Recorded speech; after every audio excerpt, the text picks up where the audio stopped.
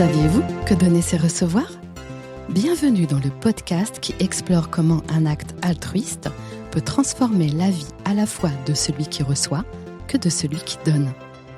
Je m'appelle Dalia et chaque premier dimanche du mois, je reçois un dirigeant d'entreprise, homme ou femme inspirant, qui témoigne de l'impact positif que sa générosité a eu dans la vie des autres, ainsi que par effet boomerang dans la sienne. À travers des histoires de mentoring, d'entraide et de mécénat de compétences, je souhaite démontrer que la bienveillance, loin d'être une faiblesse, est une véritable force dans le monde des affaires. À la fin de chaque épisode, un cadeau d'une immense valeur est offert à l'un d'entre vous. Abonnez-vous afin d'être tenu informé de la sortie de chaque épisode et ne vous privez surtout pas de les partager à tous ceux que vous aimez. Vous êtes prêts ? Allez, c'est parti ! Bonjour à tous, ravie de vous retrouver pour ce deuxième épisode hors série du Podcaston. Aujourd'hui, je vais vous présenter la Fondation des Amis de l'Atelier qui accompagne des personnes en situation de handicap mental, psychique ou avec autisme. Pour cela, j'ai le plaisir d'accueillir Sandra Gardel, directrice communication et collecte de la Fondation. Bonjour Sandra, merci d'avoir accepté mon invitation. Merci Dalia. Avant de rentrer dans le vif du sujet, je te propose de te présenter à nos auditeurs. Je m'appelle Sandra Gardel, je travaille depuis plus de 10 ans à la Fondation des Amis de l'Atelier. Je suis arrivée dans le secteur associatif il y a une quinzaine d'années. Avant, j'ai fait une école de commerce, je travaillais dans un groupe média et dans la formation informatique, donc rien à voir. Et puis en 2009, j'ai eu envie de donner du sens à ma vie professionnelle et j'ai travaillé dans le secteur humanitaire, dans une ONG sur les droits de l'enfant. Et en fait, ça m'a beaucoup plu et puis j'ai voulu mailler entre les entreprises et les associations. Et j'ai, pendant 5 ans, travaillé en indépendante pour pouvoir créer de la valeur entre les entreprises et les associations. Et puis, il y a une dizaine d'années, la Fondation des Amis de l'Atelier m'a contactée. Ils cherchaient leur nouvelle directrice communication et collecte. Et j'ai trouvé que c'était un formidable challenge.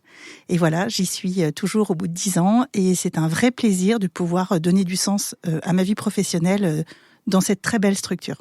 Très bien, merci. Alors, à l'origine de la Fondation, il y a l'engagement d'une femme qui a décidé d'agir pour les plus fragiles. Peux-tu nous raconter son histoire et comment son action a évolué pour passer d'une petite association de quartier à une fondation d'envergure ? Alors effectivement, Anne Sommer-Meyer, c'est la personne qui est à l'origine de toute cette belle activité autour des personnes en situation de handicap. Alors, ton podcast, c'est Donner, c'est recevoir, et je pense que c'est une belle incarnation.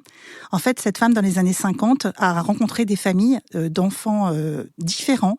À l'époque, on disait arriérés-mentaux, ce qui n'est pas très joli, mais c'est ce qui se disait à l'époque, et a voulu soulager des familles de la Butte Rouge à Châtenay-Malabry. Et donc, elle a dépanné en donnant de son temps pour ses enfants. Donc, 1 famille, 2 familles, 3 familles, 10 familles, en les prenant chez elle 1 heure, 2 heures, 3 heures pour soulager les familles qui n'en pouvaient plus et qui n'étaient pas du tout aidées par des structures, parce que les structures, finalement, à l'époque, n'existaient pas. À l'époque, les personnes différentes étaient à l'asile. Donc, à l'époque, le médico-social n'existait pas.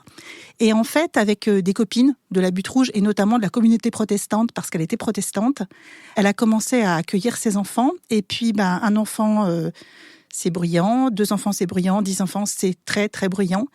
Et finalement, elle s'est tournée vers la communauté protestante en leur disant, voilà, moi, je voudrais bien continuer à aider ces familles. Est-ce que vous pourriez me prêter un terrain, un endroit, un lieu pour les accueillir ? C'est ce qui s'est passé. Et en fait, en 57, elle a eu une petite cabane sur le terrain où est d'ailleurs maintenant notre fondation, le siège de notre fondation. Et elle s'est occupée avec des amis de ses enfants. Et puis les enfants ont grandi. Elle s'est dit, moi, je veux pouvoir donner un avenir à ces enfants. Et un avenir, c'est quoi ? C'est leur apprendre un métier. Donc, elle s'est tournée vers les entreprises du coin, donc de la Butte Rouge à Châtenay-Malabry. Et elle s'est dit que peut-être il pourrait donner du travail à ses enfants. Et il se trouve que dans cette période, il y a un décret qui était passé pour les CAT, l'ancien nom des ESAT. Oui. Et elle s'est saisie de cela pour créer la structure, vraiment, parce que jusque-là, elle faisait ça de manière bénévole, en fait. Finalement, elle a créé un des premiers ateliers CAT d'Île-de-France. Et c'est pour ça qu'on s'appelle comme ça. Donc c'est elle qui a créé le CAT en France. Non, elle n'a pas créé le premier CAT, mais ça a été un des premiers CAT d'Île-de-France. En fait, Anne Sommer-Meyer, en 61, s'est saisie de ce décret CAT pour créer l'association des amis de l'atelier et donc notre premier CAT en Île-de-France.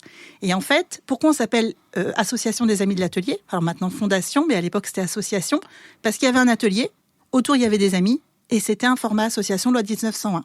Donc finalement, en vérité, en termes de structure officielle, l'association des amis de l'atelier a été créée en 1961 autour d'un CAT. Et puis cette femme, elle était vraiment dans la volonté d'aide et d'accompagnement déjà sur tous les pans de la vie. Et elle s'est dit, ok, les enfants, ils ont grandi, ils apprennent un métier. Et maintenant, comment on va faire pour les aider à s'émanciper peut-être de leur milieu familial ou de les accompagner en dehors dans la vie sociale ? Et au fur et à mesure, l'association des amis de l'atelier, elle s'est retirée de cette structure-là. Elle a fait d'autres choses. Et l'association des amis de l'atelier a développé d'autres accompagnements. Et à l'époque, on ne parlait pas du secteur médico-social, donc c'était vraiment de l'associatif. Et elle a créé des logements, des foyers, des accompagnements de jour, etc. Et c'est pour ça que si on regarde la carte de nos établissements et services, en fait, ça s'est développé en escargot tout autour de Châtenay-Malabry, puis après dans le 92, puis après dans l'ensemble des départements d'Île-de-France, et maintenant en Haute-Vienne. D'accord. Très, très belle histoire, en effet. Alors, pourrais-tu nous expliquer en détail quelles sont vos missions ? Quel type d'accompagnement vous proposez aujourd'hui et comment la fondation est financée ? Ah oui. Alors, en fait, nous, notre mission, c'est d'accompagner les personnes en situation de handicap mental, psychique et avec autisme sur tous les pans de leur vie. Donc, toi et moi, quand on se lève le matin, on se prépare. On va au travail, on a des activités, peut-être on va déjeuner le midi avec des clients, des partenaires ou des amis. Et puis le soir, on rentre, on a une vie de famille, on a des activités, etc. Et ça, nous, on peut le faire en autonomie. Et puis, certaines personnes, il y a certains pans de leur vie qui ne peuvent pas faire en autonomie et qui ont besoin d'être accompagnés sur l'ensemble des plans que je t'ai cités là. Et nous, notre job, en fait, c'est de pouvoir les accompagner sur tous les pans de la vie sur lesquels ils ne peuvent pas être autonomes. Donc, ça veut dire quoi ? Ça veut dire qu'on va les accompagner sur la vie sociale. Donc, on va en avoir un accompagnement à domicile. On va les accompagner sur le plan du logement. Donc, ça peut être à travers des résidences accueil, des foyers, médicalisés ou pas. Ça va être par rapport dans le cadre de maisons d'accueil spécialisées, donc ce qui est l'accompagnement le plus complet, médicalisé pour les personnes les plus en situation de handicap. Et puis, ça va être aussi par le travail, à travers les ESAT, donc les anciens CAT, une plateforme qu'on a créée il y a quelques années qui s'appelle la plateforme Insertion et Emploi. Donc, tu vois, en fait, en fonction de leurs besoins, alors les besoins, c'est pas nous qui les évaluons, c'est la MDPH, la Maison départementale des personnes handicapées, qui en fait qualifie et oriente les personnes qui font la démarche en leur disant, voilà, vous avez besoin d'accompagnement sur tel domaine et vous allez pouvoir avoir un acteur du médico-social dont nous faisons partie qui va pouvoir vous accompagner. Et vous êtes combien maintenant à la Fondation ? Alors, on est 100 établissements, services et dispositifs et on accompagne 4000 personnes. On est 2300 salariés à la Fondation. Donc, c'est une grosse fondation. Oui. Et voilà. Et alors, au niveau des personnes qu'on accompagne, c'est principalement des adultes. On accompagne 3500 adultes et 500 enfants dans nos pôles enfance qui sont spécialisés dans le spectre des troubles autistiques. Donc, des enfants à partir de quel âge ? Techniquement, dans les décrets, à partir de... Enfin, dans les textes, c'est à partir de 0 ans. Oui, dès la naissance. Oui, alors techniquement, c'est pas tout à fait ça, mais en tout cas, tu vois, on a des normes. Donc, on a des enfants très petits et l'autisme, en fait, fait partie justement des handicaps qui, plus les enfants sont pris tôt, plus leur progression, je dirais, et leur retour ou leur avancée vers le milieu ordinaire est possible, en fait. D'accord, ok. Vos besoins sont nombreux et tout justement des domaines très variés. Concrètement, comment les entreprises peuvent-elles vous aider ? Et au-delà des dons financiers, quel type de soutien pouvons-nous vous apporter ? Alors effectivement, tu me demandais tout à l'heure, nous on est principalement financés par les ARS, les conseils départementaux. Donc je dirais que plus de 95% du fonctionnement est payé par les agences régionales de santé. Exactement, oui, les agences régionales de santé, les conseils départementaux. Donc ça, c'est sur l'accompagnement, on va dire, du quotidien. Après, pour tout ce qui est innovation, parce que l'innovation est vraiment... En fait, on a, dans notre ADN, on a 2 valeurs phares, c'est l'engagement et l'innovation. Comme je te l'ai expliqué tout à l'heure, Anne Sommermeyer, elle a été visionnaire, en fait. Oui, absolument. Voilà, et donc c'était dans l'ADN, s'engager et innover, penser toujours à mieux, à plus pour les personnes en situation de handicap. Après, ça s'est structuré le médico-social, c'est-à-dire qu'il y a eu des lois en 2002 et 2005 qui ont structuré le fait d'accompagner la personne. Donc c'était pas avant, c'était les structures qui étaient là et la personne devait s'adapter aux structures. Depuis ces lois, c'est autre chose. On accompagne la personne avec son projet individuel en fonction de ses besoins, etc. Donc l'ARS et les conseils départementaux financent 95%, mais dès qu'on parle d'innovation, de nouvelles choses qui ne sont pas encore cadrées au niveau national, eh bien, on a besoin de financement et ce sont principalement donc, le grand public et les entreprises qui peuvent nous aider à financer. Alors, quand je te parle de projets à financer, ça peut être plein de choses. Par exemple, tu vois, l'aide à la mobilité. Les personnes en situation de handicap, par exemple, qui travaillent dans nos ESAT, pour beaucoup, elles ont la capacité de passer leur permis, sauf que le nombre d'heures qu'il leur faudrait peut-être pour certains pour le passer est énorme et le stress engendré par le fait de passer le permis les met en échec. Donc, pour ceux qui ont, par exemple, précisé dans leur projet individuel que c'était important pour eux d'être autonomes sur le permis, ne serait-ce que pour aller sur certains chantiers en autonomie, eh bien, nous avons, dans certains ESAT, mis en place des projets mobilité avec soit du passage de permis, soit des voitures sans permis, soit même on a pu acquérir un simulateur de conduite pour permettre... ah oui, sympa. Ouais, et c'est super. C'est-à-dire que ça leur permet de s'entraîner. Et même pour certains qui n'ont pas le projet réel de passer leur permis, ça permet de travailler leur psychomotricité, leurs réflexes, etc. Mais ça, ce sont des projets... Par exemple, un simulateur de conduite, c'est pas loin de 40 000 €. Et ça, l'ARS ne finance pas, évidemment. Non, évidemment. Donc, il y a, par exemple, ces projets-là. Après, on a aussi des jardins thérapeutiques qu'on crée. Et c'est pareil, c'est pas financé. On a des équipements pour permettre plus de motricité, un travail des réflexes. Pareil, c'est pas financé. Et donc, les établissements et services créent des projets en lien avec les besoins des personnes qu'elles accompagnent et nous soumettent les projets au niveau de la direction de la communication parce qu'on a une personne qui est en charge du mécénat chez nous et nous allons à la rencontre des entreprises qui sont intéressées pour nous soutenir et pour impacter sur les bénéficiaires. Ok.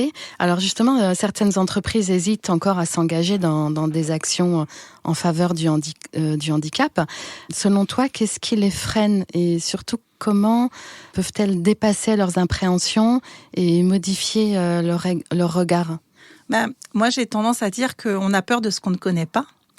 Et c'est vrai que le handicap mental, psychique et l'autisme, et pourtant une étude a montré qu'une personne sur 4 a dans son entourage une personne en situation de handicap mental, psychique ou autisme. Mais finalement, ça fait peur. On parle d'handicap invisible, on a aussi de fausses images sur certains handicaps. Et je pense que la première chose à faire, c'est de comprendre, en fait, nous, ce qu'on fait et les personnes que l'on accompagne. Donc déjà, je dirais que, c'est de s'intéresser à ce qu'on fait et puis de nous rencontrer, en fait. C'est-à-dire de nous rencontrer au niveau de l'équipe, c'est-à-dire qu'on puisse expliquer nos projets, et puis de rencontrer aussi les personnes, notamment les personnes qui travaillent en ESAT, parce que c'est des personnes qui ont beaucoup à apprendre à chacun. Et on a beaucoup à apprendre de ces personnes aussi. Ouais, exactement. C'est vraiment des rencontres très, très jolies.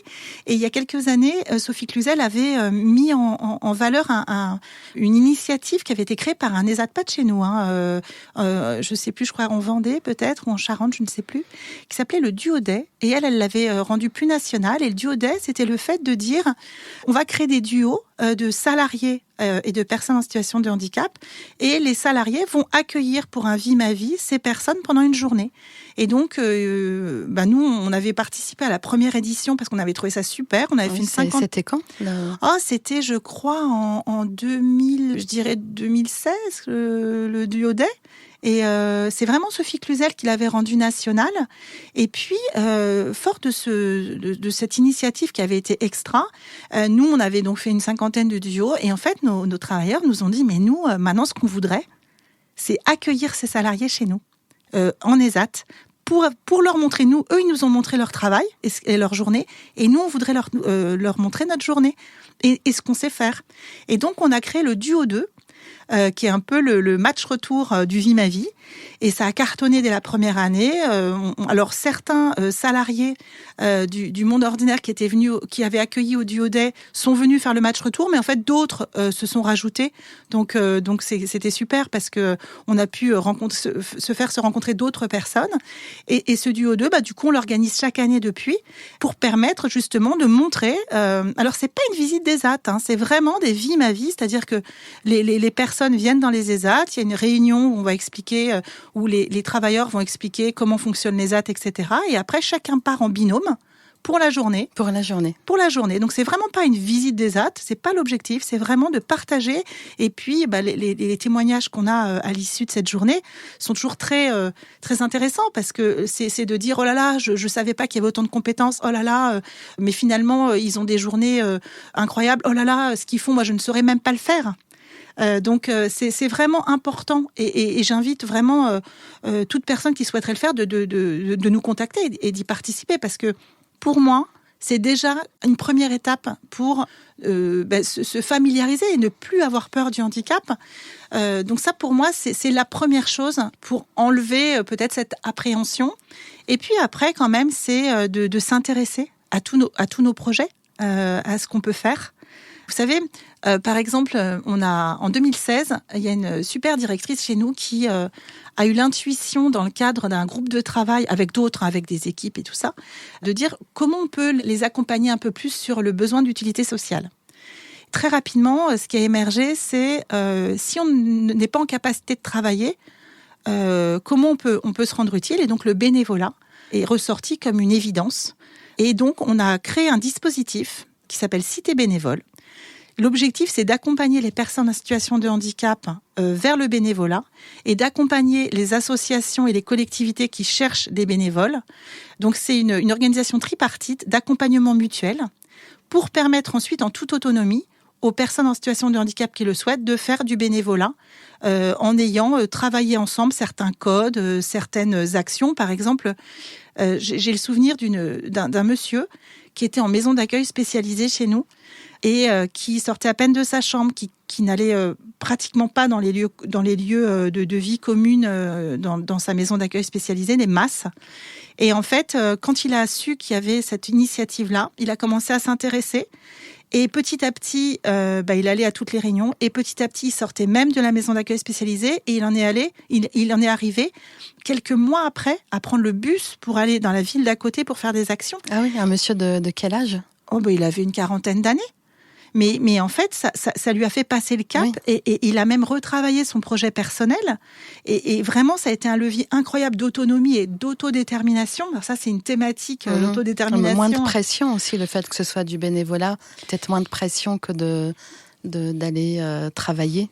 Alors, en fait, c'est souvent, dans une maison d'accueil spécialisée, c'est des orientations où les personnes ne sont pas orientées vers du travail, en fait. Donc, c'est vraiment des personnes qui n'ont même pas en tête de pouvoir travailler. Mais vous savez, quand vous êtes orienté vers une maison d'accueil spécialisée et que vous vous dites, ma vie, ça va être de vivre dans cette maison d'accueil spécialisée, parfois, vous pouvez vous dire, finalement, concrètement, je sers à quoi pour la société, en fait. Mmh. Et là, il y a, oui, le fait de pouvoir être bénévole à une course de la ville, de pouvoir donner les dossards, de pouvoir donner les bouteilles, de pouvoir être peut-être sur la liste d'émargement. C'est une utilité sociale, mais énorme. Et puis, ça crée aussi des liens avec des personnes extérieures à l'établissement. Et puis, ça crée des liens avec les administrés de la ville. Mais ça a été quelque chose d'extraordinaire. En un an, il y a eu une centaine de bénévoles qui ont été en marche. Il y a eu 200 missions. Et en fait, donc ça, c'était en 2016. Et ce qui est incroyable, c'est que pour les Jeux Olympiques, donc on avait présenté à l'époque à Sophie Cluzel ce dispositif. Donc, elle nous avait pas mal aidé à le déployer. Et ça nous a permis de faire partie des réunions préfiguratrices du bénévolat pour les personnes en situation de handicap pour les Jeux Olympiques et Paralympiques. Et on a assisté 4-5 ans avant les JOP à des réunions de préparation pour voir comment on pouvait aider les personnes en situation de handicap à faire du bénévolat pendant les Jeux Olympiques. et paralympiques. D'accord, les deux. Les deux, oui. Et principalement Jeux olympiques d'ailleurs. Oui. Parce que l'idée, c'était justement de ne pas cantonner les personnes en situation de handicap aux Jeux paralympiques. Surtout pas. Et en fait, ce qui est dingue, c'est qu'on a eu plus de 200 personnes en situation de handicap bénévoles au JOP, mais ça a été une folie. Enfin, je vous invite à aller voir sur notre site les retours. Ça a été incroyable. Ah oui, j'imagine. Incroyable. Donc il y a des images sur votre site. Ah, il y a des images, des témoignages. Exactement. Mais ça a été un moment fabuleux pour eux, pour nous, pour tout le monde. Ça a été, en fait, ça a vraiment mis en avant cette notion d'autodétermination, qui est cette capacité à choisir pour soi-même. Voilà, oui, peut-être je ne suis pas en capacité de travailler, mais je suis en capacité d'être utile. Donner du sens. Exactement, à son quotidien. Voilà, et vraiment, et j'invite aussi sur notre chaîne YouTube, on a des vidéos qu'on a faites sur les préparatifs en fait du bénévolat, parce que pendant 2 ans on les a entraînés. Enfin, on les a entraînés. Oui, ils se sont entraînés oui. surtout, et on leur a donné Alors nous, ce qu'on a fait, c'est qu'ils se sont donné la capacité de s'entraîner, et nous, on a permis, en maillant avec des organisateurs, notamment des championnats paralympiques, etc., ou d'autres événements qu'on appelle les GESI, les grands événements sportifs internationaux, de faire comme des répétitions grandeur nature avant les Jeux olympiques. D'accord, donc vous pouvez le reproduire aussi pour d'autres événements sportifs maintenant que... Ah ben là, on est au taquet. Vous êtes prêts. Exactement. Génial. Et donc, pour revenir au Duo 2, si une entreprise aujourd'hui veut organiser c'est Duo 2 que ça s'appelle, c'est ça? Ouais. Si une entreprise veut participer au Duo 2, d'ailleurs, la prochaine session, c'est le 27 mars, et chaque année, c'est en mars. Ils nous contactent sur le site, il y a une adresse, c'est duo2@amidelatelier.org. Ils nous contactent en disant qu'ils souhaiteraient participer à un Vie ma vie Duo 2, et ils seront les bienvenus dans un de nos 8 ESAT. Voilà. Et puis après, quand on a des entreprises qui, par exemple, souhaitent organiser ces binômes-là pour plusieurs de leurs salariés à d'autres dates, on est en capacité aussi de pouvoir proposer des duos 2 sur mesure. Voilà. Des duos 2 en partenariat avec certaines entreprises. On a des entreprises, je pense par exemple à Thales, avec qui on a fait un duo 2 comme ça, en particulier sur les ZAD de Châtillon. Voilà. Et ça permet de découvrir le travail en ESAT, et ça permet des très très beaux moments pour tout le monde. Oui, je te crois sur parole, et pour l'avoir testé à titre personnel, je vous encourage tous à tester ces journées où vous allez pouvoir partager le quotidien de ces personnes en situation de handicap, et je vous assure que vous recevrez énormément en retour. Travailler au sein d'une fondation, c'est bien plus qu'un métier, c'est une aventure humaine forte. Qu'as-tu appris sur toi-même à travers cet engagement? Ah, ça, c'est une question. Déjà, je me sens à ma place dans cette fondation, et j'ai la chance d'avoir mes bureaux au-dessus d'un ESAT. Donc, c'est pas juste que je travaille à la fondation, c'est que chaque jour, quand j'arrive, je salue, je croise les travailleurs de l'ESAT de Châtenay. Tu as beaucoup de chance. Oui, je t'en dirais presque. Je sais. Et donc, je suis au cœur de ces rencontres. J'ai aussi la chance de voir, par exemple, quand je vois partir l'équipe des espaces verts dans les camionnettes qu'on a financées par le mécénat. Je sais quel impact on peut avoir. Donc, pour répondre à ta question, ce que j'ai appris, c'est déjà que je suis à ma place, là où je suis. Mais c'est surtout aussi que on a toujours tendance à juger et avoir des idées préconçues sur l'autre avec un grand A. Et je pense que le fait de travailler avec des personnes qui sont différentes, et on est tous différents les uns des autres, ça permet aussi une forme d'humilité sur plein de choses, sur soi, sur son travail, sur son petit impact. Et je pense que on parle d'effet colibri. Je pense que chacun peut avoir un micro-impact, et que finalement tous ces micro-impacts, les uns avec les autres, créent des vrais projets. J'ai appris aussi que dans ce secteur médico-social autour du handicap, il y avait des gens vraiment incroyables, des gens d'une grande qualité dans les établissements, dans les services, qui ne sont pas mis à l'honneur, qui ne sont pas mis en lumière, pas suffisamment à mon sens. On s'en est rendu compte pendant le Covid, parce que pendant le Covid, nous les personnes qui vivaient dans les foyers, c'est leur maison, les foyers.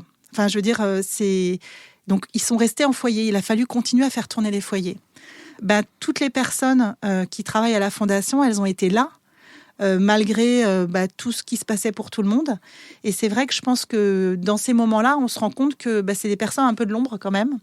Donc nous, on va de plus en plus multiplier les portraits de salariés au sein de notre communication, parce que c'est important de mettre en lumière justement toutes les professions. D'autant qu'il y en a quand même une grande difficulté de recrutement dans notre secteur, enfin comme dans beaucoup de secteurs d'ailleurs. Nous, on a 15% de nos postes qui ne sont pas pourvus. Et d'ailleurs, à ce sujet, nous, on a créé récemment un CFA hors les murs, il y a moins d'1 an, pour former des professionnels, donc c'est en alternance, sur des métiers d'AES, de moniteur éducateur, d'infirmier, etc. Donc on commence avec les premières promos là. Et voilà, et on se rend compte que y a plein de personnes qui connaissent pas ces métiers, qui ne les connaissent pas, qui ont une idée fausse de ces métiers. Et nous, on a vraiment à cœur de mettre en valeur notre secteur, nos métiers, et puis tout ce qu'on peut vivre de super. Les faire connaître pour donner envie aux personnes de venir travailler. Exactement. Et puis comme c'est une fondation qui a beaucoup d'établissements et services, avec en plus une forte culture de la formation, c'est-à-dire qu'il y a beaucoup de formations diplômantes en interne, il y a vraiment une possibilité d'évolution. Enfin, je pense qu'aujourd'hui... Alors, c'est quel type de métier, justement? Tu peux nous en citer quelques-uns? Oui, bien sûr. Tu as par exemple dans les métiers. En fait, t'as plusieurs catégories, on va dire, de métiers à la Fondation. Plus de la moitié, c'est le personnel éducatif et soignant. Donc ça, c'est plus de la moitié de nos 2300 salariés. Donc c'est quoi leur tâche au quotidien? C'est vraiment de pouvoir... t'as des aides-soignants, t'as des accompagnements éducatifs et sociaux, t'as des moniteurs éducateurs. C'est de pouvoir prendre soin des personnes, les aider au niveau physique, au niveau démarche, au niveau... Enfin, c'est vraiment tout ce qui est lié à l'éducatif, on va dire. Donc ça, c'est vraiment... Et soignant également. Donc ça va être aide-soignant, tu vois, tout le soin apporté.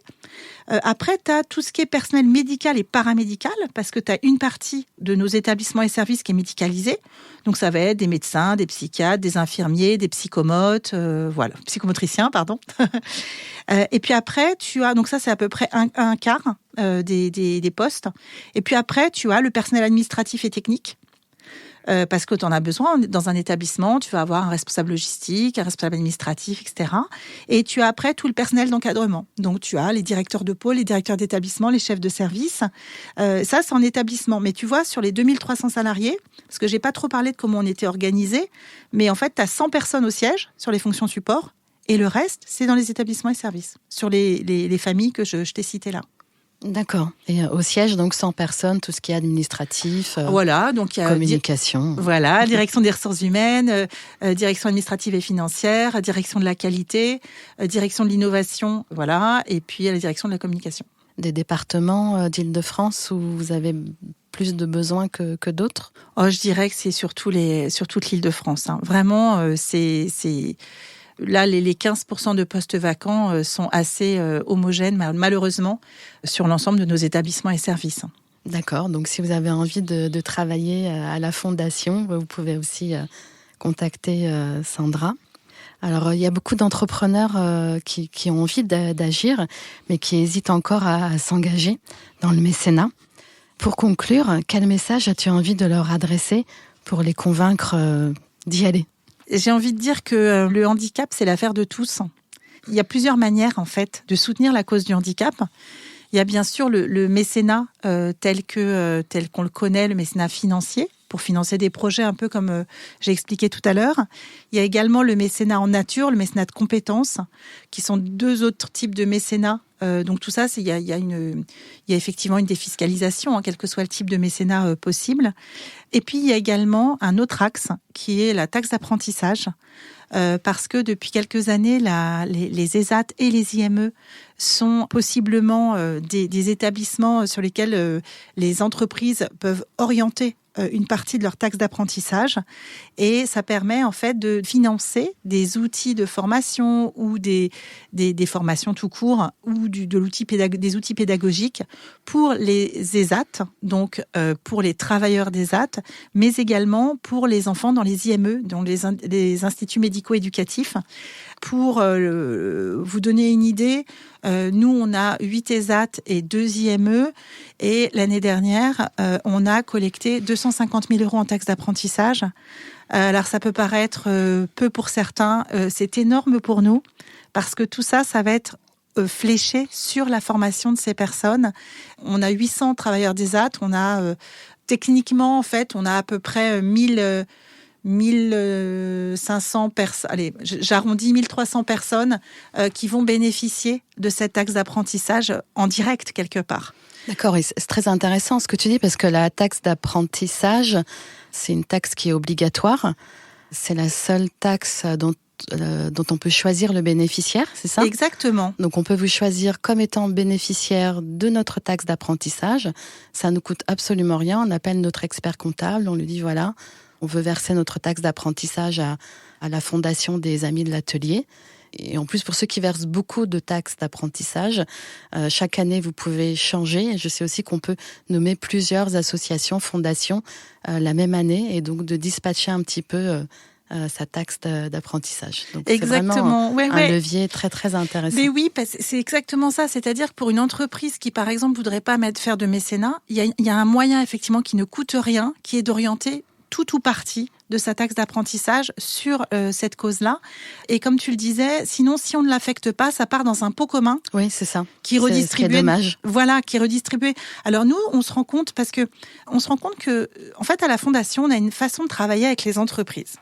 C'est-à-dire qu'on se dit, dès lors qu'on est en lien avec une entreprise, elle peut être plein de choses pour nous. Elle peut être fournisseur, prestataire, elle peut être mécène, elle peut être employeur pour les personnes en situation de handicap. Alors nous, quand on dit employeur, c'est HANPLOYEUR.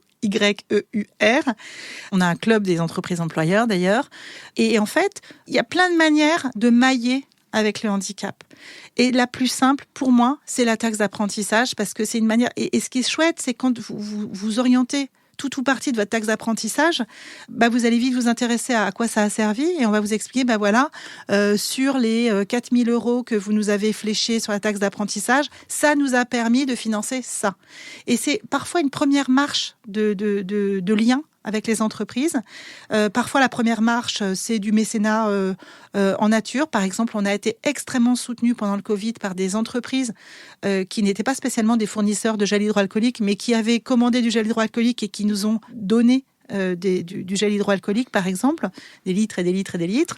Et ça a été du mécénat en nature. On a plein d'histoires différentes. Il n'y a pas un mode opératoire pour être en lien avec nous. Et on est créatif, on est une petite équipe, à la com, on est 5, et il y a une personne en charge du mécénat et de la philanthropie dans mon équipe qui maille avec les entreprises et qui essaye de voir au mieux en fonction de ce que l'entreprise veut faire, des projets qu'on a et comment on peut travailler ensemble. On peut la trouver sur LinkedIn, cette personne ? Oui, c'est Anne-Marie Chanal.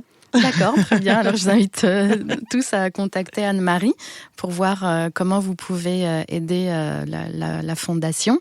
Et la taxe d'apprentissage, je vous invite à vous y intéresser. Si jusque-là, vous n'avez personne à qui la verser.